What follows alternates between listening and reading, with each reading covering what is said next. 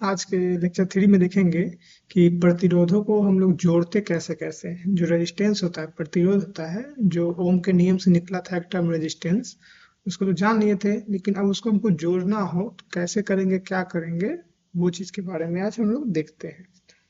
तो ये प्रतिरोध को जोड़ने का तरीका क्या होता है उस पर हम लोग देखते हैं। जनरली उसको सीरीज में या पैरेलल में जोड़ते हैं, और पर इसमें जोड़ने में क्या क्या चीज़ों को ध्यान रखना है उसको देखते हैं। जोड़ने के बाद कैसे क्या होता है उसे देखते हैं, चलते हैं। तो जोड़ते क्यों हैं? सपोज करिए हम कोई इलेक्ट्रिक सर्किट बना रहे हैं, कुछ भी बना रहे हैं इलेक्ट्रिकल सर्किट। उस सर्किट में हमको प्रतिरोध बढ़ाना हो या प्रतिरोध कम करना हो तो हम कैसे कर सकते हैं? तो उस चीज को अचीव करने के लिए हम लोग प्रतिरोध को जोड़ने का तरीका को सीखे हैं।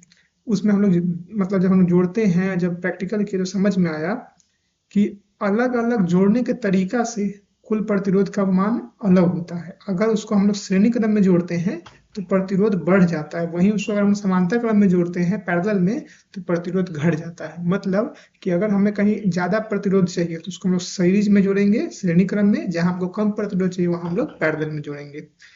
ये तरीका होता है और प्रतिरोध को जोड़ने का।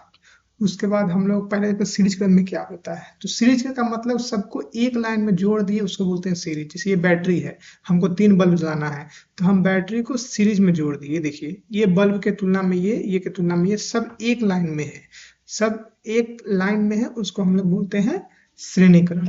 एग्जाम्पल मतलब जो लैंग्वेज समझे कि एक का सिरा दूसरे के सिरा के एक साथ जुड़ा हो, इसका एक इसका एंड खत्म हो रहा है, इसका एंड खत्म हो रहा है, दोनों को एक साथ जोड़ेंगे तो इसको हम लोग बोलेंगे श्रेणी क्रम।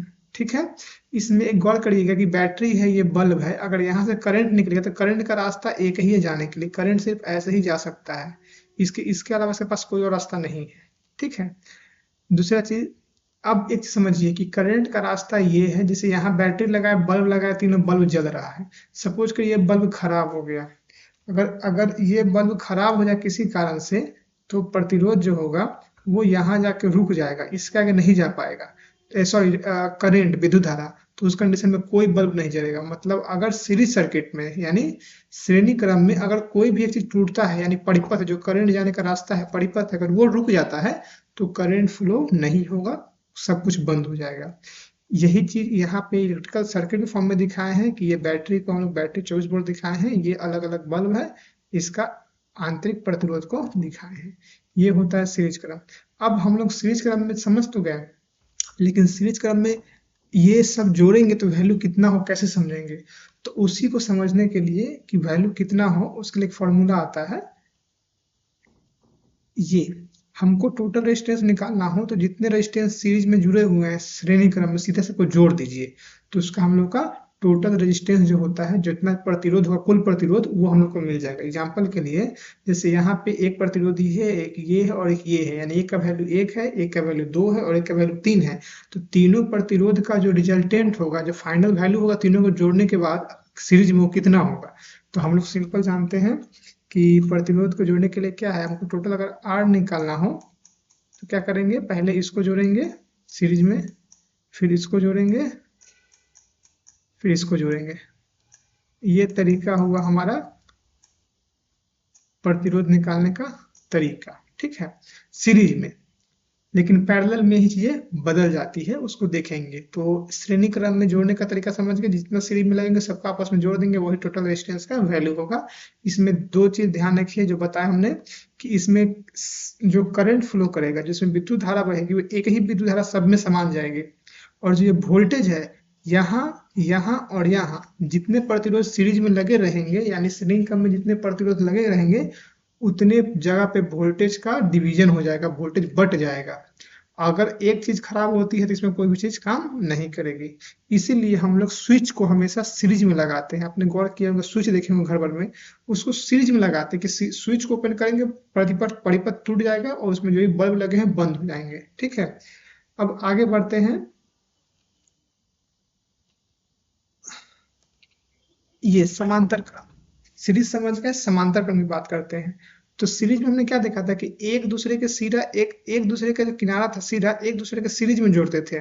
ठीक है, लेकिन पैरेलल में क्या करेंगे, एक दूसरे को पैरेलली जोड़ देंगे, इसका और इसका एक पॉइंट पे, इसका एक पॉइंट। वहां पे क्या था कि इसका इससे और इसका इससे एक श्रेणी क्रम बनाते थे, यहाँ पे सबको समांतर में जोड़ देंगे। मतलब एक ही बैटरी का तार इस बल्ब को भी मिल रहा है, वही तार यहाँ भी मिल रहा है, वही तार यहाँ ही मिल रहा है।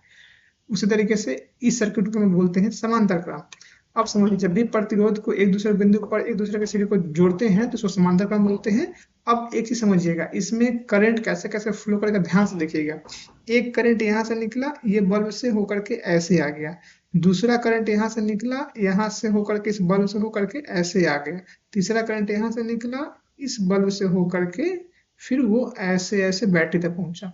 मतलब कि विद्युत धारा बहने के लिए, फ्लो होने के लिए समांतर क्रम में कई रास्ताएं होती है, एक नहीं होती है। श्रेणी क्रम में एक होती है और समांतर क्रम में एक से अधिक होती है। अब एक चीज समझिए, ये बल्ब लेते हैं, ठीक है, हम लोग ये बल्ब को लेते हैं, ये बल्ब को, ठीक। अब एक चीज समझिए, किसी कारण से ये बल्ब खराब हो जाता है तो ये बल्ब जलेगा। क्यों? क्योंकि यहाँ से विद्युत धारा निकलेंगी, इस बल्ब से होते हुए यहाँ हो जाएगा, ये बल्ब जलते रहेगा। उस तरीके से विद्युत धारा यहाँ से निकलेंगी, इस बल्ब को होते हुए यहाँ तक आ जाएगा, तो ये भी बल्ब जलेगा। जो खराब होगा वही आइसोलेट होगा। मतलब कि यदि कोई उपकरण खराब होता है तो केवल वही ब्रांच जो खराब हो, वही ब्रांच बंद होगा, बाकी सब कुछ चलते रहेगा। ये समांतर क्रम का। अब इसका पिक्टोरियल व्यू, एक रेजिस्टेंस यहाँ लगा है, एक रेजिस्टेंस यहाँ लगा है, यहाँ बैटरी है। ये हुआ इसका पिक्टोरियल व्यू। पैरेलल में ऐसे जुड़ता है, एक करंट यहाँ से, एक करंट यहाँ से फ्लो करेगा। ये पैरेलल कनेक्शन हुआ, नहीं समांतर क्रम। अब बात करते हैं दोनों को जो ऐसे इस कंडीशन में लगा दिए हैं तो रेजिस्टेंस कितना निकलेगा, तो उसको जोड़ने का तरीका हम लोग देखते हैं। इसको ये है 1 बटा टोटल जो वैल्यू आएगा वो इक्वल टू 1 बटा 1 प्लस 1 बटा R2 प्लस 1 बटा R3, अलग अलग R को व्युत्क्रम प्रणाली में यानी रेसिप्रोकल में जो समेशन करेंगे वही इक्वल रेसिप्रोकल का वैल्यू आएगा। ये समांतर क्रम का होता है। ये फॉर्मूला दोनों जरूर याद रखिएगा, ये बहुत आपका हेल्प करेगा सर्किट को सॉल्व करने में, क्वेश्चन बनाने में, ठीक है। अब हम प्रैक्टिकल एग्जांपल समझते हैं। देखिए, एक नजर देख लीजिए, सीरीज के लिए सबको सीधा जोड़ देंगे, पैरेलल के लिए 1 बाई के फॉर्म में जोड़ेंगे, ठीक है। अब बात करते हैं व्यवहारिक। हम लोग घर के जो बल्ब वगैरह देखते हैं, वो हम लोग का एक फेज लाइन जाता है जो पोल पर से आता है, और दूसरा न्यूट्रल जाता है, और उसमें जहां जहां हमें जरूरत पड़ती है वहां वहां हम लोग सीरीज में बल्ब को लगा लेते हैं, ठीक है।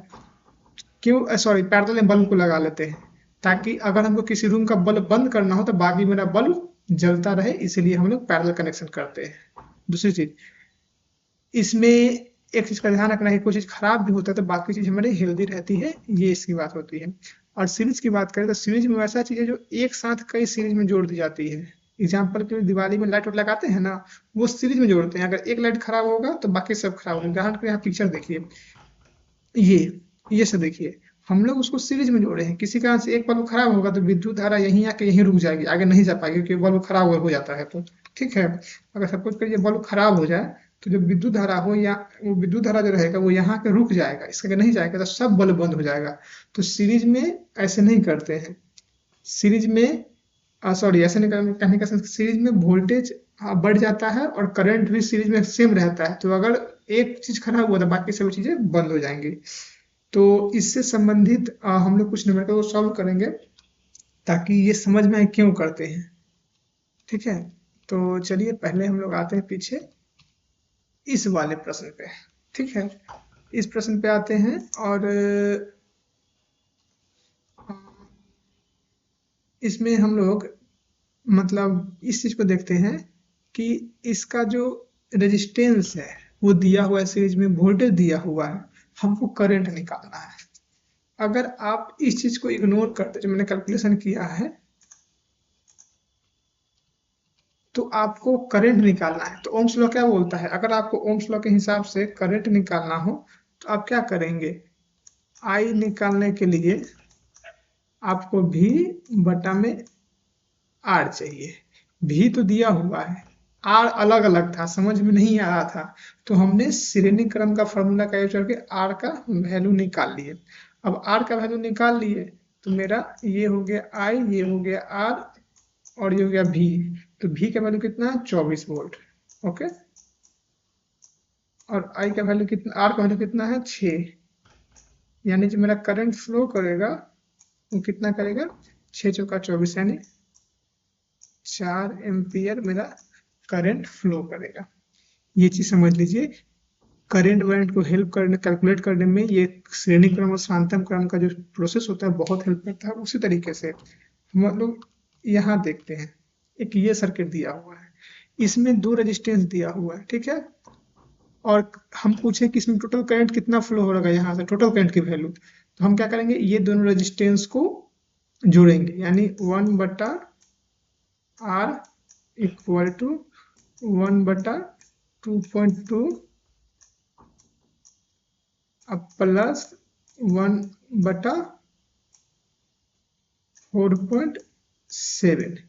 अब आप जब टोटल आर का वैल्यू निकालिएगा तो कुछ ये हो जाएगा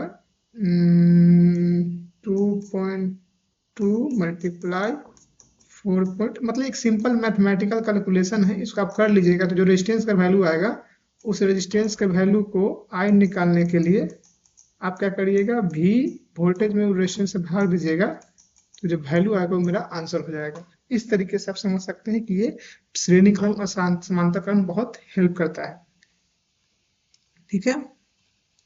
तो कुछ ये है, मतलब जो बहुत हेल्प करता है समझने में और करने में वैल्यू। हम लोग चाहें तो इसको एक आसान क्वेश्चन से सॉल्व कर सकते हैं। जैसे मान लेते हैं इसको, इसमें थोड़ा वैल्यू कॉम्प्लिकेट है, इसको मान लेते हैं ये 2 ओम रहे वैल्यू, ठीक है, और ये 4 ओम, किलो भी हटा देते हैं कैलकुलेशन आसान हो जाए। इसको सपोज ये 2 ओम ये 4 ओम है। अब निकालते हैं करंट कितना होगा। तो पहले हम लोग आर की वैल्यू निकालते हैं, आर का वैल्यू कितना होगा, तो क्या है 1/R इक्वल टू 1/2 प्लस 1/4।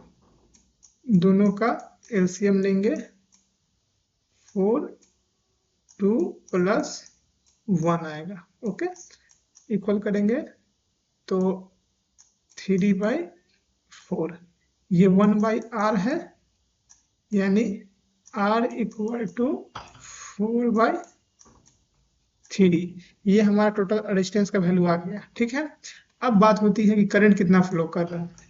तो हम लोग को करंट निकालने के लिए वोल्टेज और रेजिस्टेंस, वोल्टेज दिया हुआ है 24, रेजिस्टेंस कितना है 4/3, ये कट जाएगा इससे 6 टाइम्स,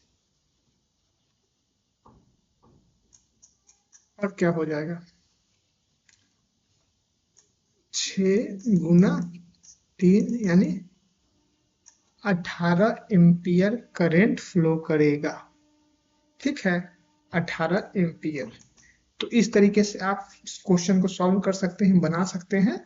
और श्रेणी क्रम समांतर क्रम हो गया है, तो मैं बहुत जल्द एक क्वेश्चन का सेट लाऊंगा जिसमें लगभग हम 20 से 25 क्वेश्चन सॉल्व करेंगे सर्किट बेस्ड, ताकि हमारी प्रैक्टिस हो जाए और मतलब चीज़ सॉल्व हो जाए।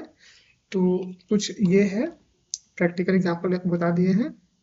अगर आपको कोई प्रश्न हो तो आप जरूर पूछें, और सब्सक्राइब करें, लाइक करें, शेयर करें, फॉलो करें। इसमें अगर कुछ प्रॉब्लम होता है तो आप बेधड़क कमेंट करें, आपको हर चीज़ का सॉल्यूशन दिया जाएगा। तब तक के लिए